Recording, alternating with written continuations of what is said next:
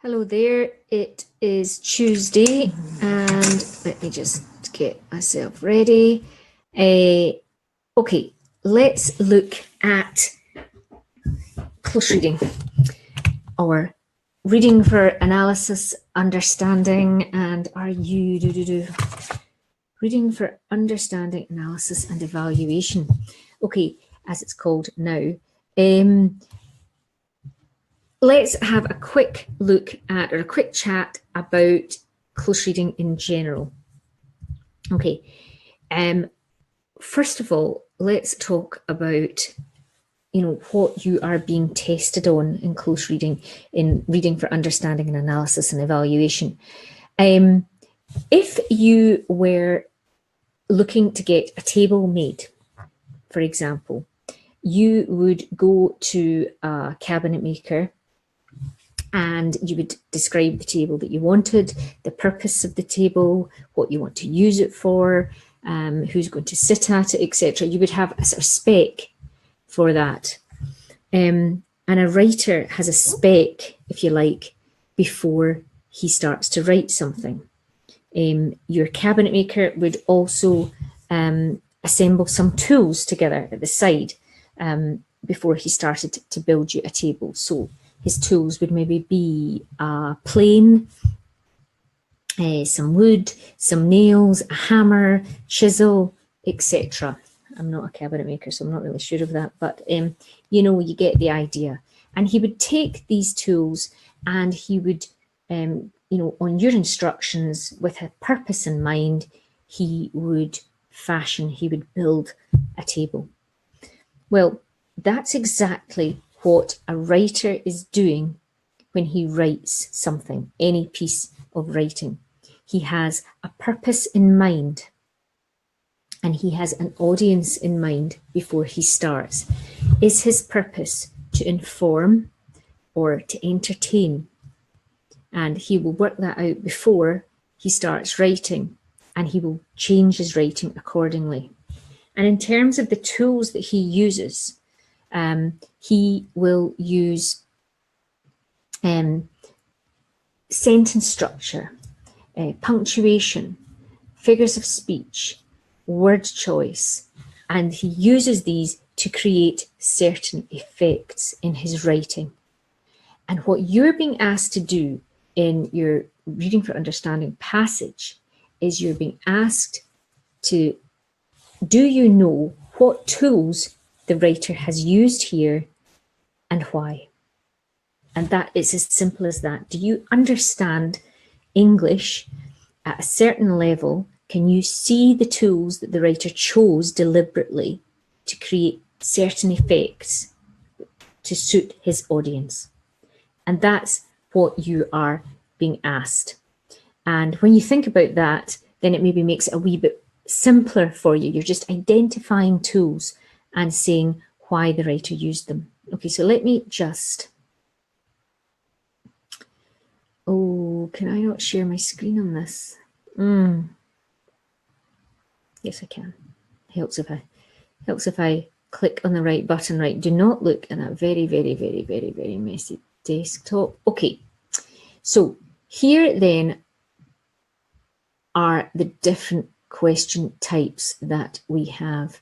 We talked here about a writer needs to know who their audience is, because how we speak to somebody or how we write to somebody, we use different language.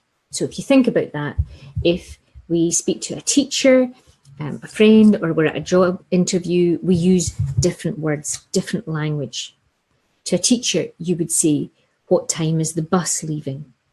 To a friend, you would say, what time is it leaving? You going. Short and sentences, abbreviations, much more informal.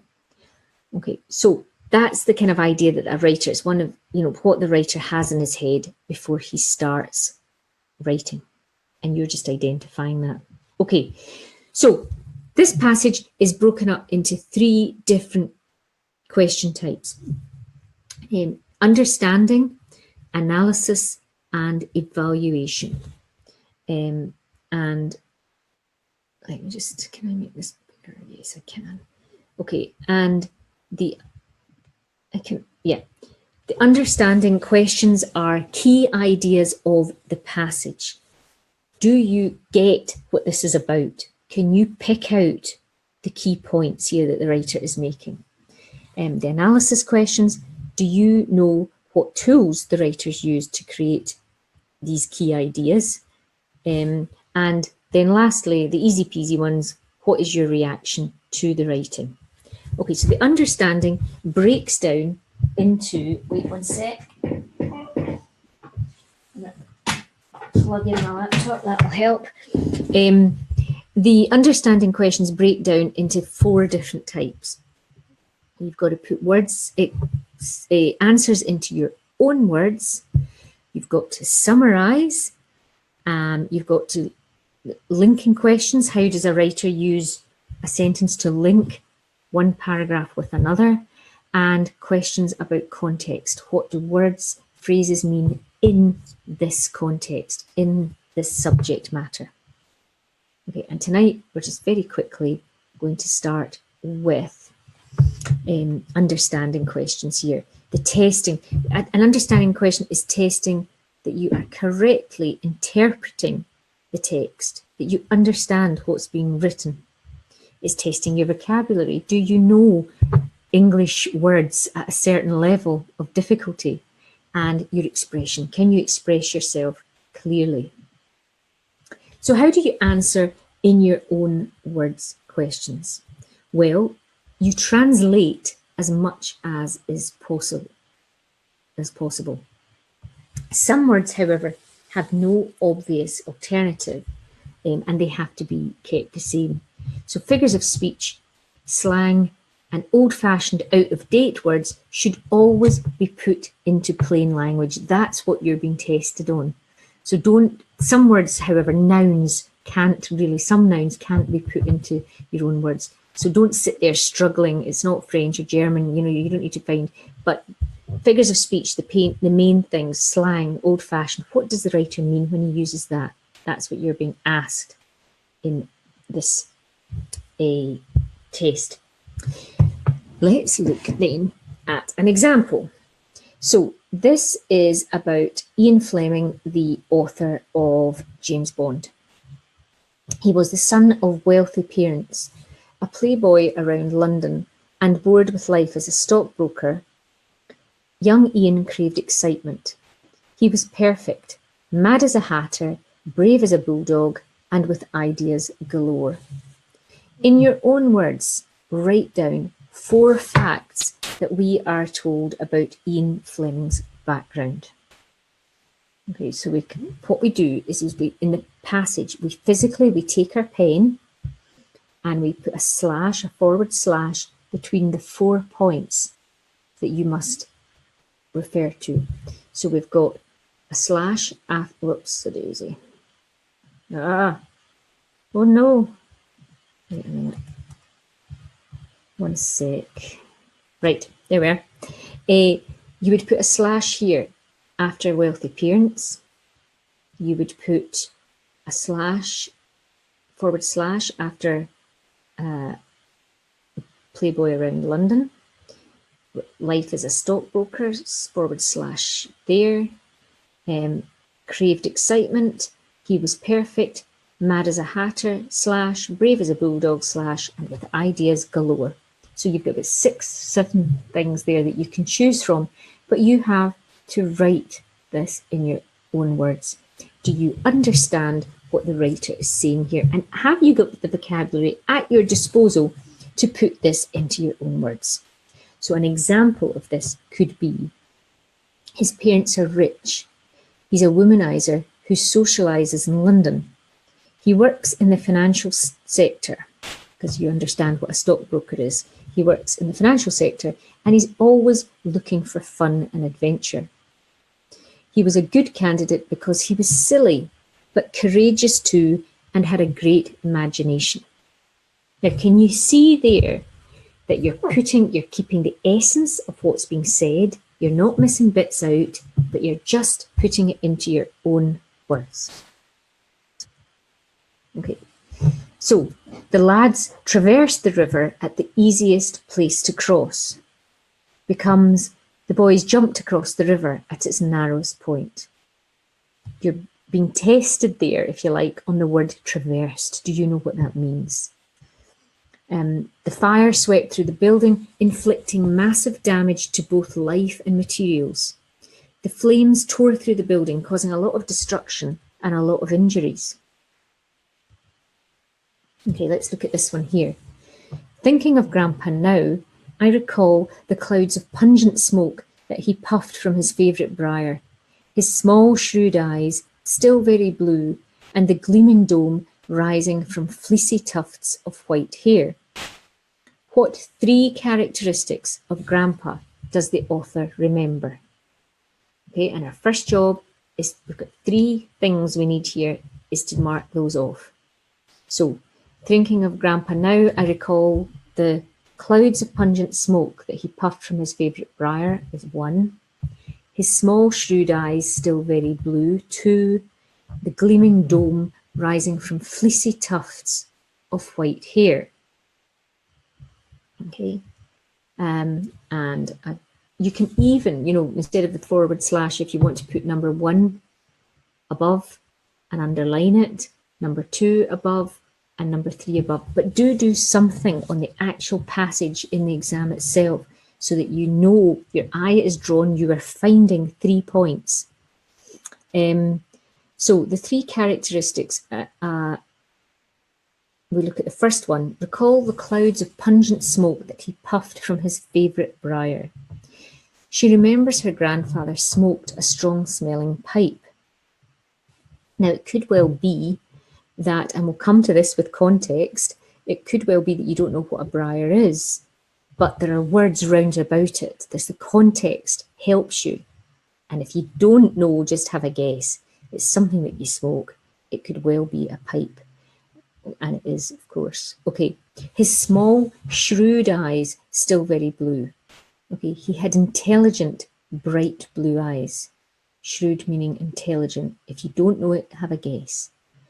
And then lastly, that one there, the gleaming dome rising from fleecy tufts of white hair. Gleaming dome being a figure of speech, it's a metaphor, and it's used to describe his bald head, because it's not literally a dome, but it looks like a gleaming dome. That's why the writer has used that, a figure of speech, for us to access in our head. The words that a writer uses create pictures in our heads, and we to interpret the pictures. So by using that metaphor there, we've got a picture of what his head looks like. So a bald head with a little fluffy white hair. Okay, so she remembers her grandfather. He also had intelligent bright blue eyes and a bald head with little fluffy white hair. Okay. Jim scarcely recognised his long hair and grey cheeks, the strange face in a strange mirror. He would stare at the ragged figure who appeared before him in all the mirrors of the Columbia Road, an urchin, half his previous size and twice his previous age. Give 4 changes in his appearance that Jim notices when he looks at himself in the mirror. For 2 marks, and you have to put it into your own words. Okay, well, we would put the forward slash or the number 1 after his long hair and grey cheeks, the strange face in a strange mirror, the ragged figure who appeared before him, an urchin half his previous size and twice his previous age.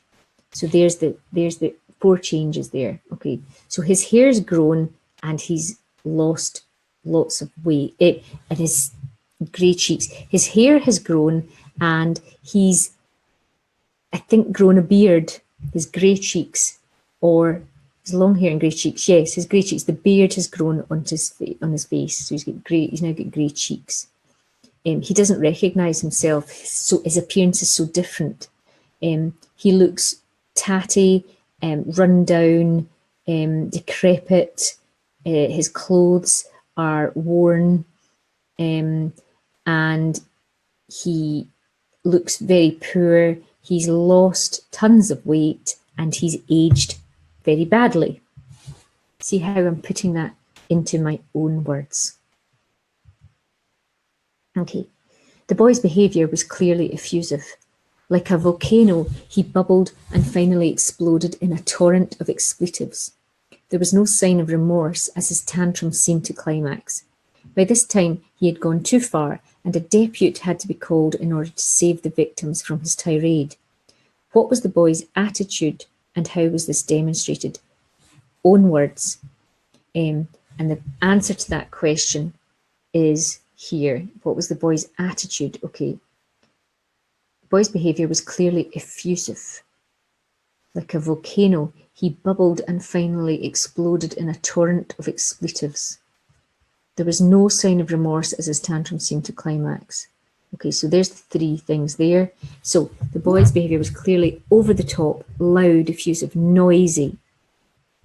Now the writer here uses a figure of speech, a simile. He compares his behaviour to a volcano. So he erupts again and again and again. So repeat it. So for instance, let's look at, my mind's gone blank. I've been teaching all day today and I'm tired and I can't focus. The example, yes, of Grandpa's, let me think, he was sitting puffing a pipe. You know, you can say that again and again in different ways. I mean, remember you're short of time and you don't want to repeat yourself, but make sure that the examiner, I have marked hundreds of exam papers in my time, and it's important that you remember that an examiner is sitting with a huge big bundle. It's often late at night. Make their job easy. So don't make them go looking for marks. Secure the mark. So say it again in a different way, showing that you've got knowledge of, you know, vocabulary, that you're smart enough to say something in more than one way. Okay, I hope that was helpful. I'm happy if anybody wants to make a comment below. That would be very nice. And if anybody wants to screenshot anything they've written or anything they're struggling with own words questions, then that would be good too. And we will carry on with this tomorrow night. I think I'll just carry on doing the Facebook Lives. I think it's easier rather than me putting materials in. I'll maybe do a wee bit of both. It depends how we go. But I will see you tomorrow, and thanks for coming along.